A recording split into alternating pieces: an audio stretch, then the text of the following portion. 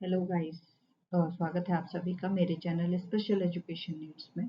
हमारा जो आज का पेपर है वो लर्निंग टीचिंग एंड असेसमेंट का है। A3 का पार्ट 1 है। ये specialization BEd HI BI ID MD सभी स्पेशलाइजेशन के स्टूडेंट इसको पढ़ सकते हैं, क्योंकि ये जो पेपर है वो कॉमन पेपर है। तो सबसे पहले हम देखते हैं मॉड्यूल या यूनिट 1 क्या है हमारा। तो जो हमारा मॉड्यूल 1 या यूनिट 1 है वो है ह्यूमन लर्निंग एंड इंटेलिजेंस। तो इसमें हम पढ़ेंगे कि ह्यूमन लर्निंग क्या होती है और इंटेलिजेंस क्या होता है। सबसे पहले हमारा जो टॉपिक है 1.1 human learning meaning and definition and concept formation.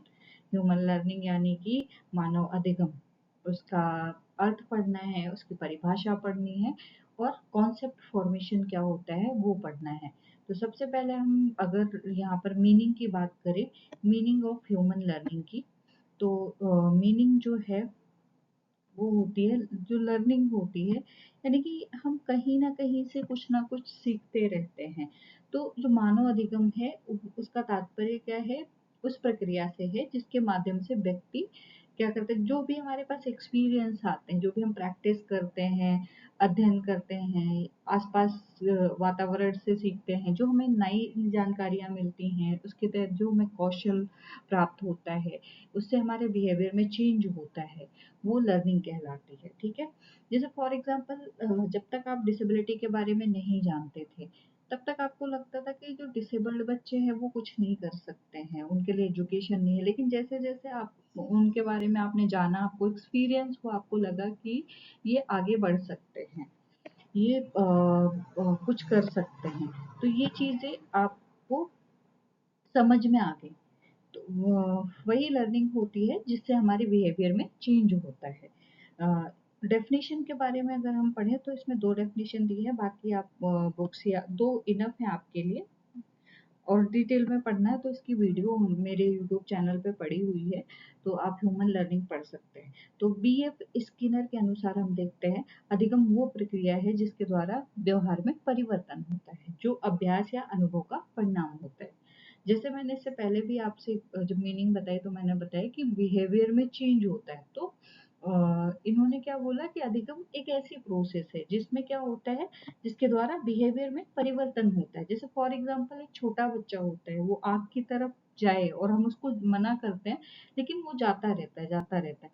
वो कब मानता है, जब आग को छू लेता है और उससे उसको हार्म होता है, जल जाता है, उसे दर्द होता है, फिर वो दोबारा आग की तरफ नहीं जाता है। तो उसके आग को छूने से उसके बिहेवियर में परिवर्तन हुआ, यानी कि वो दोबारा आग की तरफ नहीं जाएगा।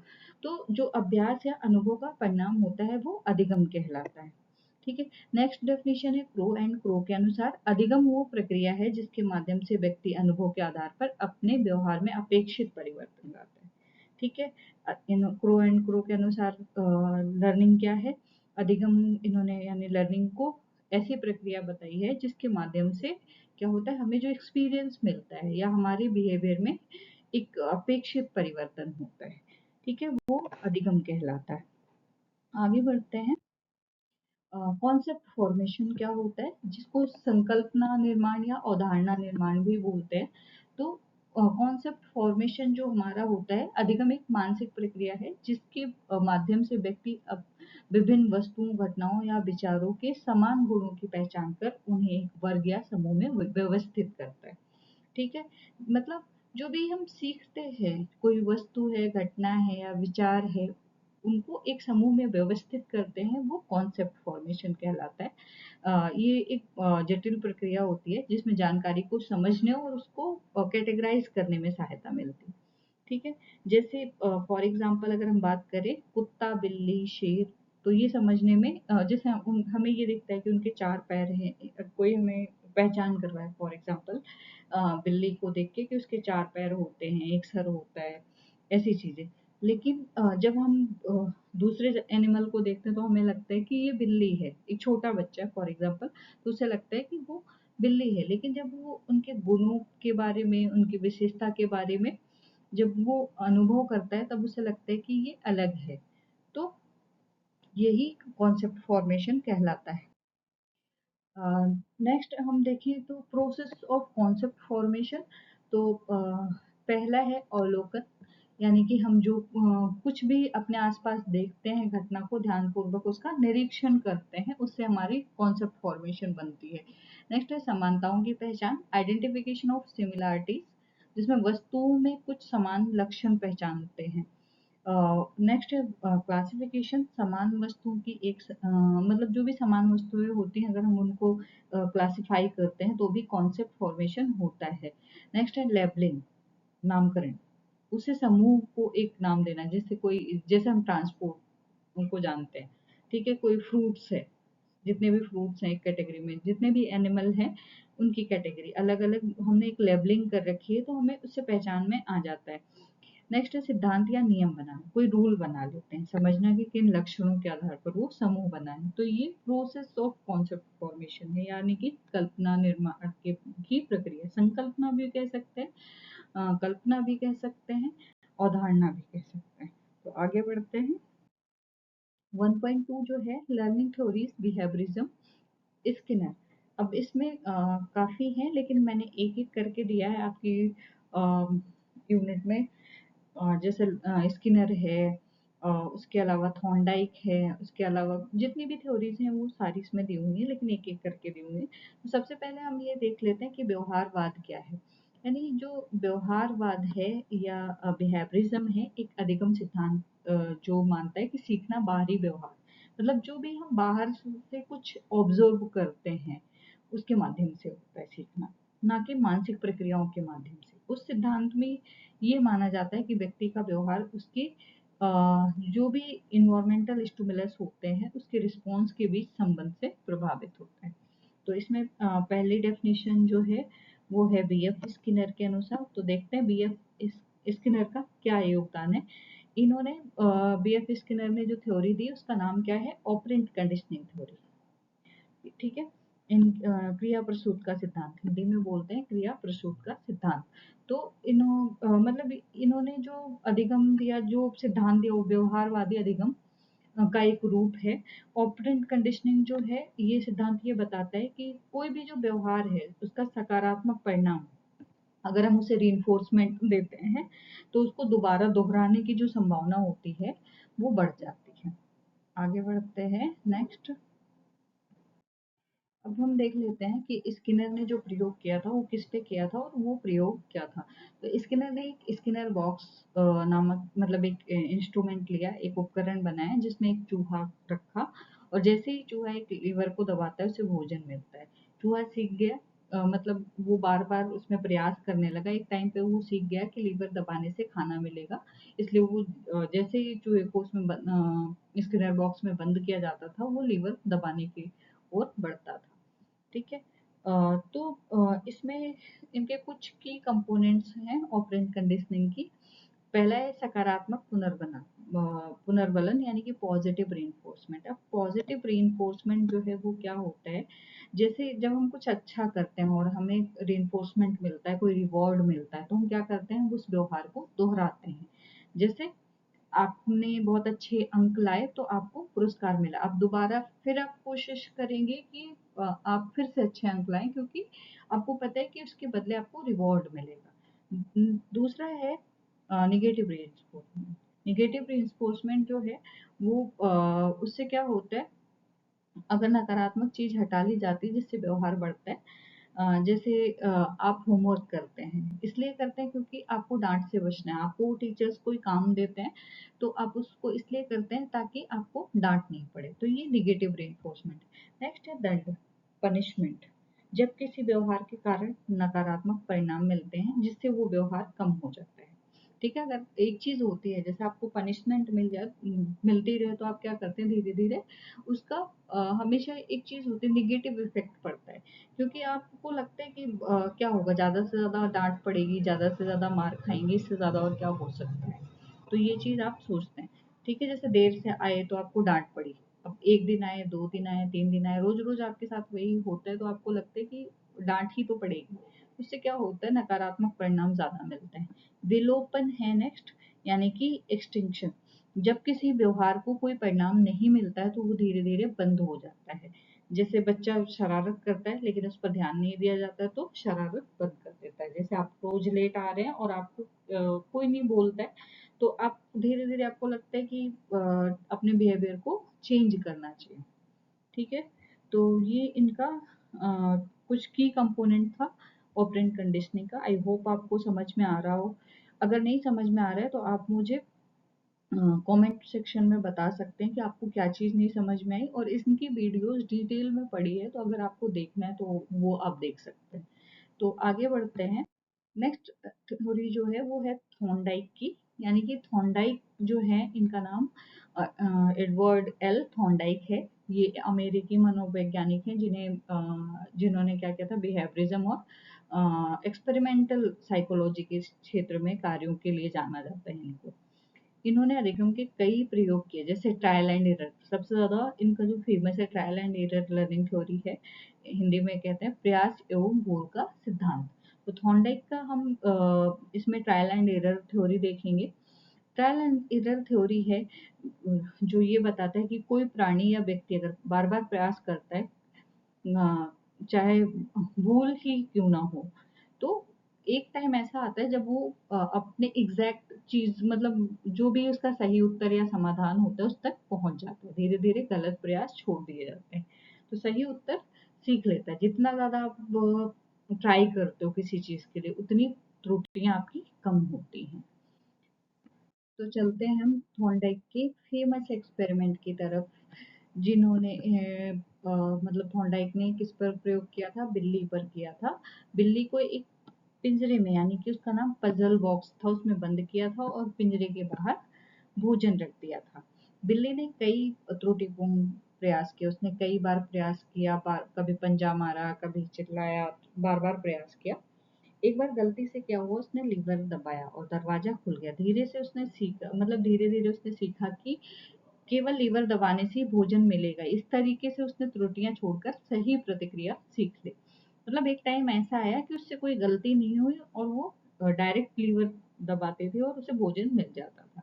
तो जो अधिगम के नियम है या लॉ ऑफ लर्निंग है, वो देखते हैं जो थॉर्नडाइक ने दिए हैं। तो इन्होंने 3 नियम बताए हैं। पहला लॉ ऑफ इफेक्ट, यानी प्रभाव का नियम। यदि किसी मतलब इसका मतलब है कि यदि किसी उत्तर के परिणाम सुखद होते हैं तो उसकी पुनरावृत्ति की संभावना बढ़ जाती है। जैसे बिल्ली को एक बार भोजन मिला, तो उसने क्या किया, बार बार प्रयास किया, और बार बार प्रयास किया तो उससे गलतियां जो हुई वो खत्म हो गई और उसने सही रिस्पॉन्स सीख लिया। तो जैसे इसमें एग्जाम्पल दिया हुआ है कि यदि छात्र को अच्छे उत्तर देने पर सराहना मिले तो वो बार बार ऐसा ही करेगा। ठीक है, ये है लॉ ऑफ इफेक्ट, यानी कि प्रभाव का नियम। नेक्स्ट है अभ्यास का नियम, लॉ ऑफ एक्सरसाइज। तो बार बार अभ्यास करने से अधिगम मजबूत होता है। जैसे फॉर एग्जाम्पल इसमें एक आप दोहा भी मेंशन कर सकते हैं, करत करत अभ्यास ते जड़ मत होत सुजान, रसरी आवत जाते सिल पर परत निशान। मतलब जितना ज्यादा आप अभ्यास करेंगे उतना ज्यादा आपकी लर्निंग अच्छी होगी, या कोई भी काम करेंगे वो काम आपका अच्छे से पूर्ण होगा। ठीक है। नेक्स्ट है तत्परता का नियम, लॉ ऑफ रेडीनेस। तो जो लॉ ऑफ रेडीनेस है, जब तक आप किसी चीज को करने के लिए तैयार नहीं होते तब तक वो चीज आपकी प्रभावी तरीके से होती नहीं है। तो इसलिए हमेशा किसी चीज को करने के लिए रेडी होना बहुत ज्यादा जरूरी है। मतलब आप चाहते हैं तभी आप लर्निंग कर सकते हैं। अगर आप तो बहुत बार ये होता है, आप क्लास में बैठे हैं, टीचर आपको पढ़ा रहा है, आपका मन नहीं है तो वो सिखा नहीं सकता। आपका अगर मन है, आप रेडी हैं सीखने के लिए, तो वो सिखा सकता है। ठीक है। तो नेक्स्ट जो है लॉ ऑफ रेडीनेस। नेक्स्ट आगे बढ़ते हैं कॉग्निटिविज्म, प्याजे और कोहलबर्ग की थ्योरी है ये। तो सबसे पहले हम ये देख लेते हैं कि संज्ञानात्मकवाद क्या है, यानी कि कॉग्निटिव डेवलपमेंट या कॉग्निटिविज्म क्या है। तो जो संज्ञानात्मकवाद है वो अधिगम सिद्धांत है जो ये मानता है कि अधिगम की प्रक्रिया में मस्तिष्क की मानसिक प्रक्रियाएं। अब इसमें काफी चीजें हैं, जैसे हम ध्यान कैसे देते हैं, हम मतलब चीजों को याद करके कैसे उसको स्टोर करके रख सकते हैं, सोचते कैसे हैं, समझने और समस्या समाधान की जो भी भूमिकाएं हैं वो संज्ञानात्मक वाद या फिर कॉग्निटिव डेवलपमेंट के अंतर्गत आती हैं। ठीक है। अब इसमें ये जो ये केवल बाहरी बिहेवियर नहीं है, इनका मानना क्या है, जैसे उनका मानना है कि जो भी चीज़ें हम सीखते हैं वो बाहरी बिहेवियर की वजह से सीखते हैं। इनका मानना है कि जो भी चीज़ें सीखते हैं वो केवल बाहरी बिहेवियर नहीं होता है, जो आंतरिक मानसिक प्रक्रिया होती है, जो हमारी इंटरनल मेंटल प्रोसेस होती है, उस पर भी ध्यान देते हैं। तो जीन प्याजे इनका पूरा नाम है। इन्होंने कॉग्निटिव डेवलपमेंट की थ्योरी दी थी, यानी कि संज्ञानात्मक विकास की विकास का सिद्धांत की थ्योरी दी थी। तो इनका परिचय देख लेते हैं। ये एक स्विस मनोवैज्ञानिक थे, जिन्होंने अपने बच्चों के मानसिक विकास पर गहन अध्ययन किया था और बताया कि बच्चे कैसे सोचते, समझते और सीखते हैं। तो इन्होंने जो अपना सिद्धांत दिया था उसे स्टेज में दिया था, सीक्वेंस वाइज दिया था। इन्होंने 4 स्टेज दी थी, जिसमें सोचने समझने की, तर्क करने की क्षमता जो है वो कैसे बदलती रहती है उसके बारे में बताया था। तो आइए देखते हैं इनके जो इनकी जो थ्योरी, इनके 4 स्टेज है उसके बारे में जानते हैं। तो ये रहे 4 स्टेज। पहला जो स्टेज है वो है संवेदी प्रक्रियात्मक चरण, यानी कि सेंसरी मोटर स्टेज, जन्म से 2 वर्ष तक। अब इसमें इंद्रियों और जो हमारे सेंसेस होते हैं, उनकी जो गतिविधियां होती हैं, उसके माध्यम से हम कैसे सीखते हैं, ऑब्जेक्ट परमानेंस की समझ कैसे आती है, ये सेंसरी मोटर स्टेज में होता है। दूसरा है प्री ऑपरेशनल स्टेज, 2 से 7 वर्ष, ये इसकी आयु है। और इसमें क्या-क्या चीज़ें डेवलप होती हैं बच्चे में, भाषा विकास होता है, इमेजिनेशन पावर बच्चे में यानी कि कल्पना शक्ति का विकास होता है, आत्म केंद्रित सोच, इगोसेंट्रिज्म की भावना उत्पन्न होती है। नेक्स्ट है कॉन्क्रीट ऑपरेशनल स्टेज, 7 से 11 वर्ष की। इसमें तर्क, संख्या की समझ और कंजर्वेशन की अवधारणा उत्पन्न होती है बच्चे में। नेक्स्ट है औपचारिक संक्रियात्मक चरण, यानी कि फॉर्मल ऑपरेशनल स्टेज, 11 वर्ष और उसके आगे। तो इसमें बच्चे में तार्किक और अमूर्त सोच आ जाती है, मतलब अब्स्ट्रैक्ट थिंकिंग, लॉजिकल थिंकिंग और हाइपोथेटिकल टेस्टिंग आ जाती है बच्चे में। ठीक है, लॉजिक लगाने लगते हैं, जो चीज़ उनके सामने नहीं है उसके बारे में भी सोच सकते हैं। तो ये है प्याजे की थ्योरी, इसके 4 स्टेजेस। इसको अगर आपको डिटेल में देखना है तो इसकी वीडियोस पड़ी हैं, वो आप डिटेल में देख सकते हैं। वैसे जिनके पास ज़्यादा टाइम नहीं है वो देख के और इनको बहुत ज़्यादा उसमें अपने शब्दों में आपको थोड़े थोड़े शब्द मिल गए तो इनको डिफाइन अच्छे से कर सकते हैं। अब आगे बढ़ते हैं। नेक्स्ट जो थ्योरी है वो है लॉरेंस कोहलबर्ग का नैतिक विकास। मतलब जो लॉरेंस कोहलबर्ग हैं उन्होंने भी अपनी थ्योरी दी। तो इन्होंने कुछ स्टेजेस दी थी। पहली है प्री कन्वेंशनल स्टेज, जिसमें ओबीडियंस और पनिशमेंट। अब इसमें दंड और आज्ञाकारिता, बच्चे को अगर दंड दिया जाता है तो उसमें आज्ञाकारिता की भावना उत्पन्न होती है। व्यक्ति के हित के लिए सेल्फ इंटरेस्ट होता है, सही गलत का निर्धारण। अगर इनका मानना है कि जैसे बच्चे को पनिशमेंट दिया जाता है तो बच्चे को ये पता चल जाता है उसके लिए सही क्या है और गलत क्या है। ठीक है। नेक्स्ट है परंपरागत स्तर, कन्वेंशनल लेवल। मतलब हमें एक टाइम होता है जब हमें अच्छा लड़का और लड़की बनने की बहुत ज़्यादा वो होती है कि मैं अच्छा बनूँ, परिवार की नज़रों में बहुत अच्छा रहूँ। तो हम क्या करते हैं, जो भी रूल्स होते हैं उसको फॉलो करने की कोशिश करते हैं, सामाजिक नियमों को सीखते हैं, दूसरों की अपेक्षाओं और कानूनों के अनुसार जो हमारा आचरण है, कैरेक्टर है, उसको रखने की कोशिश करते हैं।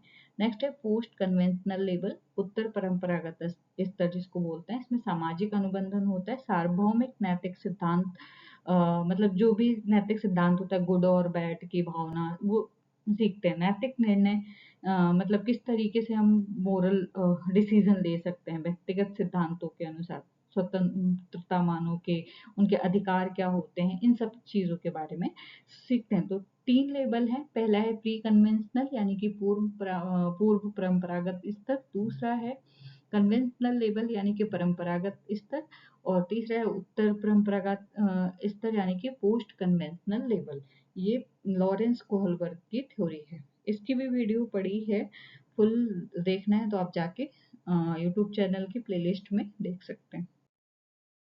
नेक्स्ट है सोशल कंस्ट्रक्टिविज्म, जिसमें वाइगोस्की और बैंडोरा ने थ्योरी दी थी। तो सामाजिक जो निर्माणवाद है, सबसे पहले हम वो जानते हैं कि वो क्या है। मतलब सामाजिक निर्माणवाद या सोशल कंस्ट्रक्टिज्म जो है एक अधिगम सिद्धांत है। उसका जो ये मानता है कि सीखना एक सामाजिक प्रक्रिया, मतलब इसमें जैसे वेंडोरा और वाइगोस्की हैं, इनका मानना है कि बच्चा अगर जो भी सीखता है वो सामाजिक परिवेश में सीखता है। जैसे शिक्षक के बीच, सहपाठी के बीच, माता पिता के बीच, उनके माध्यम जो भी उनसे बातचीत होती है, कोलैबोरेशन होता है, कन्वर्सेशन होता है, उनसे सीखते हैं। तो इनके अनुसार व्यक्ति ज्ञान अकेले नहीं ले सकता, मतलब अकेले सोचने से नहीं होता। जितना ज़्यादा वो सोशल होता है बच्चा, जितना ज़्यादा सामाजिक वातावरण में कन्वर्सेशन करता है, जितना ज़्यादा लोगों का सहयोग करता है, उससे वो सीखता है। तो वाइगोस्की का पूरा नाम लेव वाइगोस्की है, जिन्होंने थ्योरी जो दी थी वो सोशियो कल्चरल थ्योरी दी थी। तो इनके बारे में जान लेते हैं, इनका परिचय क्या है। एक रूसी मनोवैज्ञानिक थे जिन्होंने बताया कि इन्होंने कुछ चीज़ों को बहुत ज़्यादा महत्वपूर्ण माना है, जैसे कन्वर्सेशन यानी कि संवाद को, कम्युनिकेशन को ज़्यादा महत्वपूर्ण दिया। संस्कृति, बच्चा जो सीखता है वो एक संस्कृति, एक परिवेश में सीखता है। जितना ज़्यादा सोशल कनेक्शन होते हैं बच्चों के, उतना ज़्यादा उनकी मानसिक विकास जो होती है वो अच्छी होती है। तो वाइगोस्की के जो मुख्य सिद्धांत है, पहला है जोन ऑफ प्रॉक्सिमल डेवलपमेंट, जिसको शॉर्ट फॉर्म में जेडपीडी भी बोलते हैं। जेडपीडी जो है, इसमें ये अंतर है कि जो बच्चे खुद कर सकते हैं और जो वह सहायता से कर सकते हैं।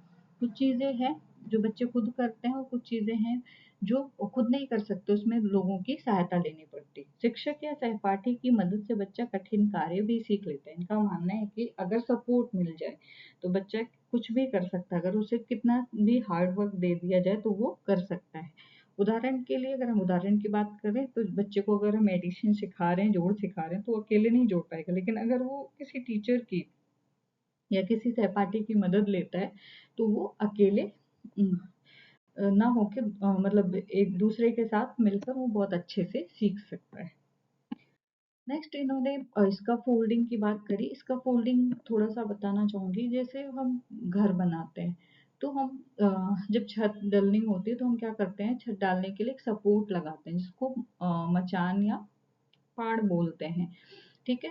अब वो लगाते किस लिए हैं, इसलिए ताकि जो भी चीजें मतलब छत मजबूत बने, एक टाइम के बाद उसको हटा देते हैं। तो यही होता है स्कैफोल्डिंग, मतलब ये वो प्रक्रिया है जिसमें शिक्षक या अनुभवी व्यक्ति बच्चों को धीरे धीरे मार्गदर्शन देकर उसे आत्मनिर्भर बनाते हैं।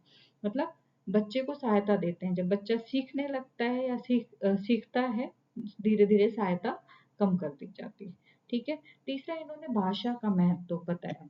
वाइगोस्की ने कहा कि भाषा सोच का माध्यम है। अगर आपके पास भाषा नहीं है तो आप सीख नहीं सकते। आंतरिक भाषा यानी कि इनर स्पीच के बारे में बात करी। आंतरिक भाषा अगर खुद से संवाद करता है तो वो किसी भी समस्या का हल कर सकता है, ऐसा वाइगोस्की का मानना है। आगे देखते हैं एल्बर्ट बेंडूरा का सामाजिक अधिगम सिद्धांत, सोशल लर्निंग थ्योरी उन्होंने दी। तो एल्बर्ट बेंडूरा जो है एक कनाडा अमेरिकी थे, अमेरिकी के सॉरी कनाडा या अमेरिका मनोवैज्ञानिक थे, जिन्होंने ये बताया कि लोग दूसरों को देखकर भी सीखते हैं। जैसे मॉडलिंग, मतलब रोल मॉडल होते हैं। ऑब्जर्वेशनल लर्निंग के बारे में इन्होंने बात की, केवल अनुभव करके नहीं, मतलब मॉडलिंग के द्वारा और ऑब्जर्वेशनल लर्निंग के, दूसरों को देख कर सीखते हैं। तो बेंडूरा के सिद्धांत के जो मुख्य बिंदु हैं उनके बारे में बात करेंगे। तो पहला है अनुकरण द्वारा अधिगम, लर्निंग बाई ऑब्जर्वेशन। बच्चों को अपने आसपास के लोग, मतलब जो अपने आसपास के लोगों को देखते हैं, जैसे माता पिता हैं, टीचर्स हैं, या फिर कोई कैरेक्टर, टीवी देखा कोई कैरेक्टर है, उनके व्यवहार को देखकर अपनाते हैं। तो इनका एक बहुत फेमस एक्सपेरिमेंट है जो है बोबोडॉल एक्सपेरिमेंट। अब ये बोबोडॉल एक्सपेरिमेंट क्या है, इन्होंने एक बच्चे को एक कमरे में रखा और उसे एक बोबो डॉल दे दी, और उसको बोबो डॉल देने के बाद 3 मूवियाँ दिखाई। पहली दिखाई जो सोशल वैल्यू पर आधारित थी, मतलब उसमें जब उसमें ये दिखाया गया कि वो एक व्यक्ति होता है, वो अपनी डॉल से बहुत ज़्यादा बातचीत करता है, अच्छे से उसको रखता है, तो उसने भी वही व्यवहार अपनाया।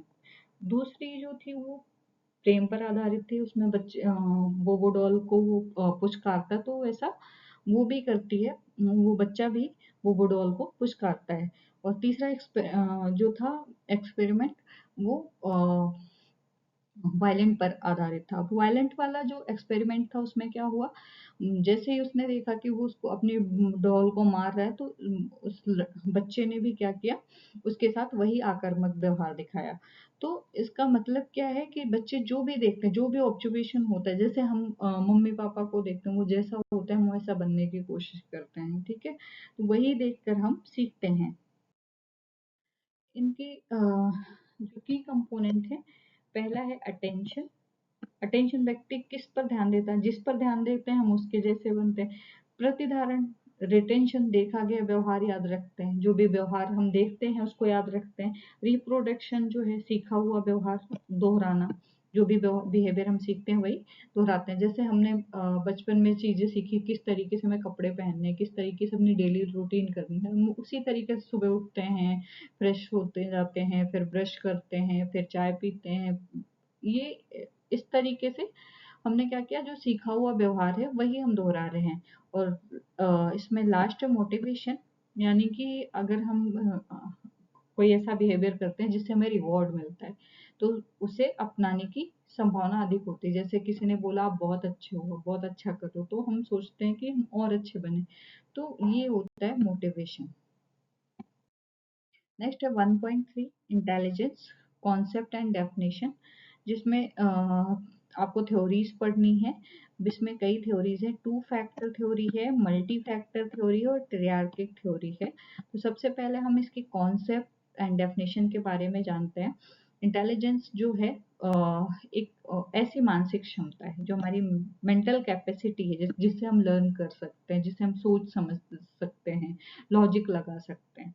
ठीक है, अगर हमारे पास मेंटल कैपेसिटी नहीं है तो हम ये सब चीजें नहीं कर पाएंगे, किसी भी समस्या का समाधान नहीं कर पाएंगे, तर्क नहीं कर पाएंगे, अनुभव। तो जो बुद्धिमत्ता है वो क्या है, एक मानसिक क्षमता है, मेंटल कैपेसिटी है जिसके द्वारा हम सीखते हैं, समस्याओं का समाधान कर सकते हैं, तर्क कर सकते हैं, ठीक है, जिसके द्वारा हमें अनुभव प्राप्त होता है, नए नए वातावरण के अनुसार स्वयं को हम एडजस्ट कर सकते हैं, ढाल सकते हैं, वो बुद्धि कहलाती है। ठीक है, नेक्स्ट हम बात करें डेफिनेशन। तो बिनेट और साइमन की डेफिनेशन है, बुद्धिमत्ता वो योग्यता है जो सीखने, निर्णय लेने और निर्णयों को क्रियान्वित करने में सहायक है।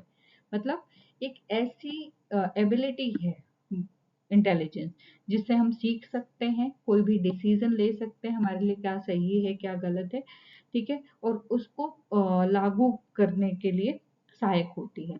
नेक्स्ट है डेविड वेक्सलर के अनुसार इन्होंने इंटेलिजेंस की जो डेफिनेशन दी है वो ये है, बुद्धिमत्ता व्यक्ति की समग्र योग्यता है, मतलब जो भी संपूर्ण योग्यता, टोटल, वो जितनी टोटल एबिलिटी है वो बुद्धि है। जैसे जो उद्देश्यपूर्ण कार्य, तर्क संगत सोच और प्रभावी रूप से पर्यावरण से निपटने में सहायक है।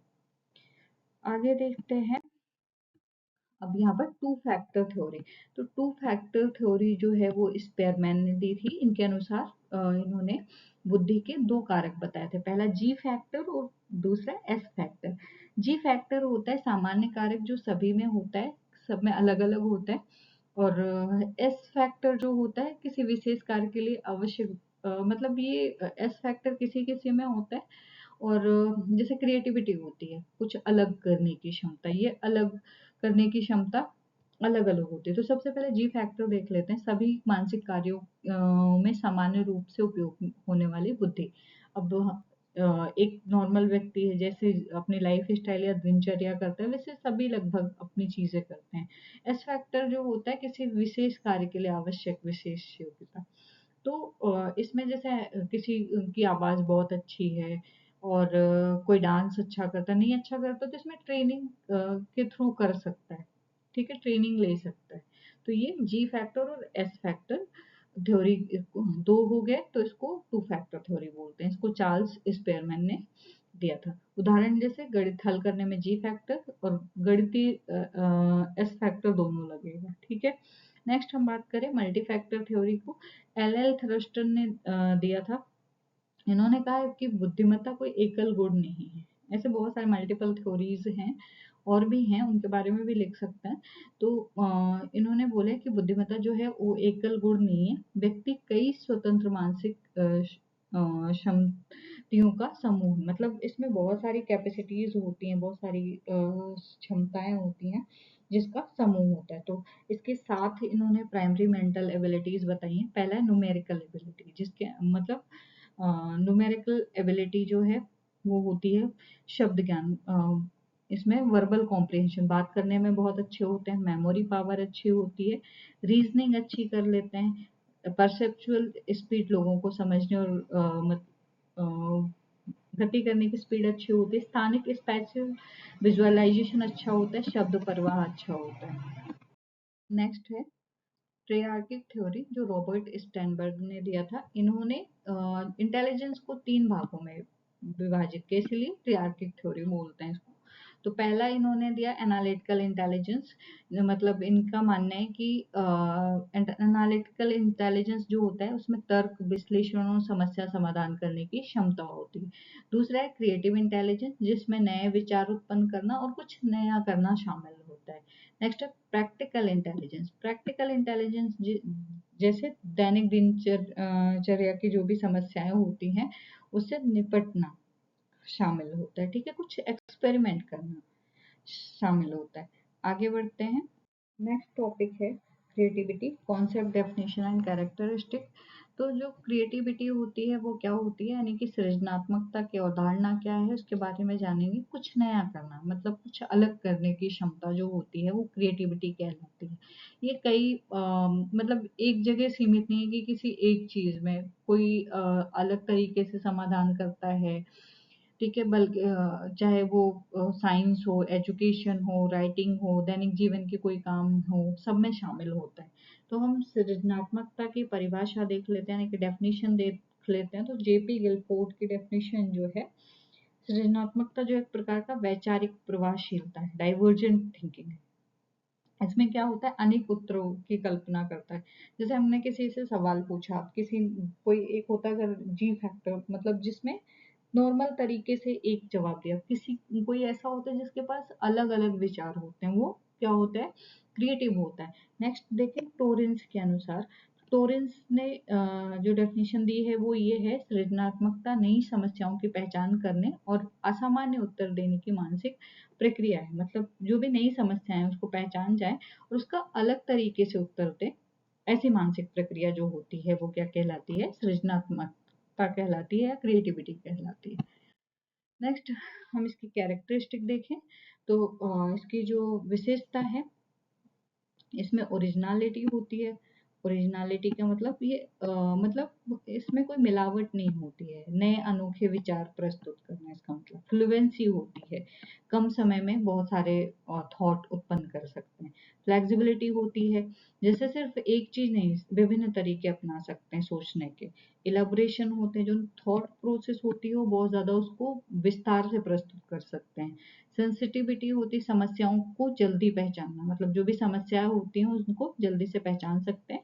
इमेजिनेशन, चीजों की कल्पना करने की क्षमता, मतलब जो काल्पनिक पावर है वो बहुत अच्छी होती है। रिस्क टेकिंग भी होते हैं ऐसे लोग, नए प्रयोग करने में झिझक नहीं होती है, जैसे बहुत लोगों को डर लगता है, लेकिन जो क्रिएटिव होते हैं उनको किसी चीज को रिस्क लेने में डर नहीं लगता। नेक्स्ट है 1.5। तो 1.5 जो है implication for classroom teaching and learning.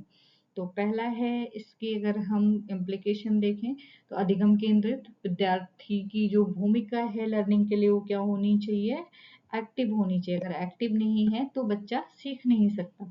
दूसरा है पूर्व ज्ञान, जो भी हम पढ़ा रहे हैं उसको हम क्या करें, प्रायर नॉलेज यानी कि पूर्व ज्ञान से जोड़ें। अगर पूर्व ज्ञान से नहीं जोड़ते हैं तो बच्चों को समझ में कम आता है। तीसरी चीज है सहयोग। सहयोग की भावना जब होती है तो उसमें सीख, समूह में सीखते हैं तो बहुत अच्छी तरीके से सीखते हैं। भिन्नताएं, सभी के लिए अलग अलग तरीका अपना सकते हैं। सक्रिय अधिगम, अनुभव आधारित शिक्षा, मतलब बच्चों को अगर एक्टिव लर्निंग करवानी है तो जो भी एक्सपीरियंस बेस्ड लर्निंग होनी चाहिए। प्रेरणा देना चाहिए ताकि जो भी उनकी प्रतिक्रिया है वो पॉजिटिव हो, पॉजिटिव रिस्पॉन्स आए। सतत मूल्यांकन करना चाहिए, मतलब उनका कंटिन्यूअस इवेल्युएशन करना चाहिए ताकि कहीं पे कमी रह गई हो तो उसमें सुधार कर सकते हैं। जीवन उपयोगी व्यवहारिक शिक्षा, ऐसी शिक्षा देनी चाहिए जो जीवन में उपयोग कर पाए। फर्स्ट मॉड्यूल हमने कंप्लीट कर लिया। इसमें अगर कोई क्वेश्चन है तो आप मुझे बता सकते हैं। अगर कोई क्वेश्चन नहीं है तो अच्छी बात है। अगर कोई कुछ नहीं समझ में आया तो आप कमेंट सेक्शन में पूछ सकते हैं, या फिर हमारा एक व्हाट्सएप पे ग्रुप है स्पेशल एजुकेशन नीड्स, अगर आप उसमें जुड़े हुए हैं तो भी आप पूछ सकते हैं। ठीक है। मैं उसको कोशिश करूंगी कि जो आपकी जो भी इश्यूज हो मैं उसको सॉल्व, जो भी कॉन्फ्लिक्ट हो, कोई जो भी समस्याएं हो उसको सॉल्व करने में सक्षम बन सकूं। ठीक है। और ऐसे ही प्यार देते रहिए। इस बार मैं, मेरा मन बिल्कुल भी नहीं था कि मैं वीडियो डालूं, बट आप लोगों का प्यार देख के मुझसे रहा नहीं गया और मैंने वीडियो आखिर में डाल दी। तो आप देखिए वीडियोस को और ज़्यादा से ज़्यादा इसको शेयर करिए और सब्सक्राइब बढ़ाइए ताकि मुझे भी मोटिवेशन मिले। जितना ज़्यादा आप सब्सक्राइब बढ़ेगा, व्यू बढ़ेगा, वॉच टाइम बढ़ेगा, उतना ज़्यादा मुझे भी मोटिवेशन मिलेगा और मैं कोशिश करूँगी कि आपका जितना भी सिलेबस है उसको जल्दी जल्दी कंप्लीट करवाऊँ। तो जैसे हमने स्किनर की थ्योरी में पढ़ी रीइंफोर्समेंट, तो रीइंफोर्समेंट की ज़रूरत मुझे भी है। तो प्लीज़ आप लोग मेरा रीइंफोर्समेंट मुझे ज़रूर दें। और जो भी समस्याएँ हैं वो मुझे बता सकते हैं। समस्या यानी कि कन्फ्यूज़न, कोई भी कन्फ्यूज़न है तो मुझे बता सकते हैं, मैं उसको क्लियर करने की ज़रूर कोशिश करूँगी। मिलते हैं नेक्स्ट वीडियो में, तब तक के लिए टेक केयर। और ध्यान से पढ़िए, अच्छे से पढ़िए, एग्ज़ाम आने वाले हैं बहुत जल्द। तो कोशिश ये करिए कि इस वीडियो को देख के और अच्छे से लिख के आइए, मुझे भी अच्छा लगेगा। Bye bye.